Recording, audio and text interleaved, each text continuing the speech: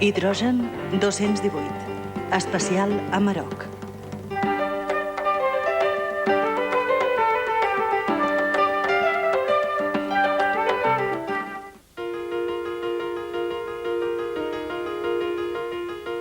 Amarok és un dels noms més destacats del panorama musical català menys comercial. Amb una proposta que inclou la veu, aquesta formació va iniciar la seva trajectòria a principis dels anys 90 gràcies a la iniciativa del teclista d'origen veneçolà Robert Santamaria i la cantant Lídia Sedó. Actualment completen el grup el percussionista Manel Cessé, el baixista Víctor Estrada, el flautista Manel Mayol i el violinista Robert Abella. La música de Marroc, eclèctica i amb molts matisos tímbrics, rep implícitament un ventall d'influències que passen pel folk i el mestissatge cultural. Alhora, l'element vocal dona al grup una personalitat poc freqüent en el terreny de les noves músiques.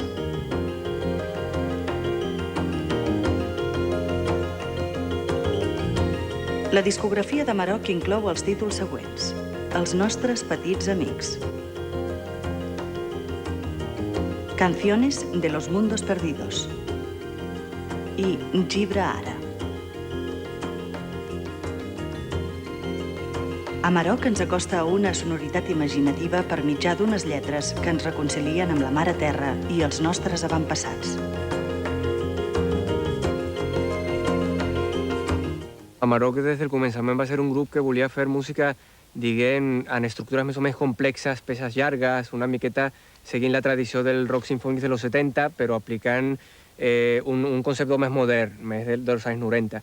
I això és el que hem estat fent amb el temps, hem estat incorporant cada vegada elements més acústics, perquè al començament la música era bastant electrònica, cada vegada hem fet més música acústica, hem incorporat més instruments, més percussions, instruments de tot tipus, no? I és una evolució que és bastant clara en els tres discos i bueno, nosaltres pensem continuar en aquesta mateixa ona experimentant en aquest tema, no? Estructures llargues i més o menys complexes, però en uns timbres més moderns, no? Més actuals, ètnics, folks i bueno, tot això. Amb la peça Laberintos de Piedra, Amarok observa, a través de la música, els camins recòndits del ventre de la terra.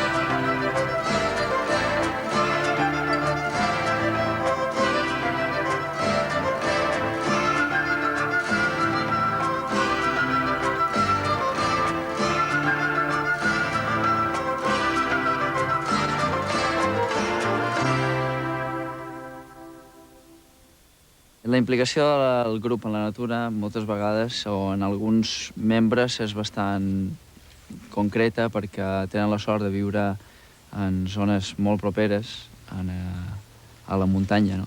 En pobles o cases aïllades. I alguns altres doncs, tenen el desavantatge de viure a la ciutat i feim el que podem, no?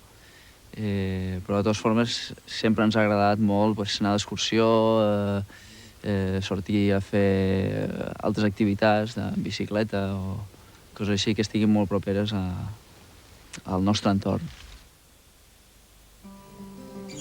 Gibre ara, una paraula amb connotacions màgiques, ens apropa a un paisatge de tardor.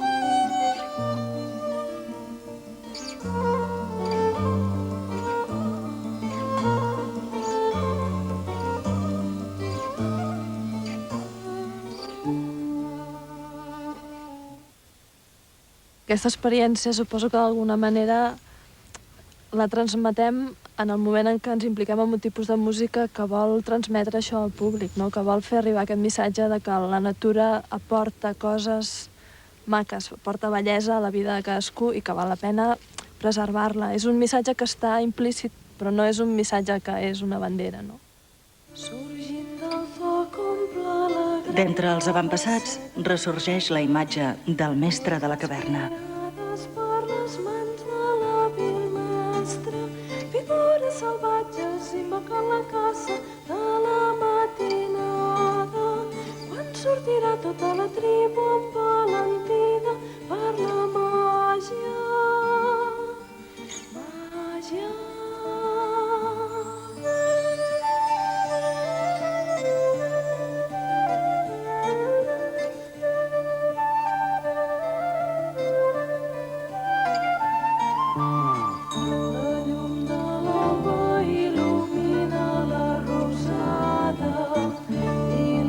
S'omple amb el perfum de l'herba fresca.